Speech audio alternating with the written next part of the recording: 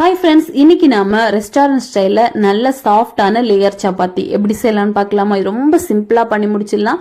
ரொம்ப ரொம்ப சாஃப்டா இருக்கும். நீண்ட நேரத்துக்கு நம்ம சாஃப்டா வச்சு சாப்பிட்டுக்கலாம். இதுக்காக ஒரு பவுல்ல 3 கப் அளவுக்கு நான் கோதுமை மாவு சேர்த்திருக்கேன். இது கூடவே 1/2 டேபிள் ஸ்பூன் அளவுக்கு உப்பு, ஒரு 2லேருந்து 3 டேபிள் ஸ்பூன் வரைக்கும் நம்ம எண்ணெய் சேர்த்து நல்லா பிசைஞ்சு எடுத்துட்டு கொஞ்சம் கொஞ்சமா தண்ணி சேர்த்து சப்பாத்தி மாவு நார்மலா நம்ம எப்படி பிசைவோமோ அதே மாதிரி நல்லா பிசைஞ்சு எடுத்துக்கோங்க.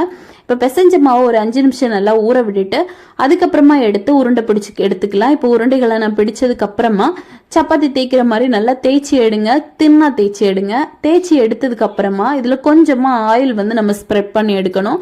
இந்த ஆயில் ஸ்ப்ரெட் பண்ணதுக்கு அப்புறமா இதுல கொஞ்சமா மாவு தூவிட்டு இதை இந்த மாதிரி 4 பக்கமா மடிச்சு எடுத்துட்டு இந்த மாதிரி நல்ல ஸ்கொயர் ஷேப்ல நீங்க தேய்ச்சி எடுங்க. இது அப்படியே தோசை தவால போட்டு நல்லா சூடா இருக்கும் போது 2 பக்கமும் ஆயில் போட்டு நல்லா ஃப்ரை பண்ணி எடுத்தீங்க அப்படின்னா ரொம்ப ரொம்ப டேஸ்டியான சாஃப்ட் லேயர் சப்பாத்தி ரெடி ஆயிரும்.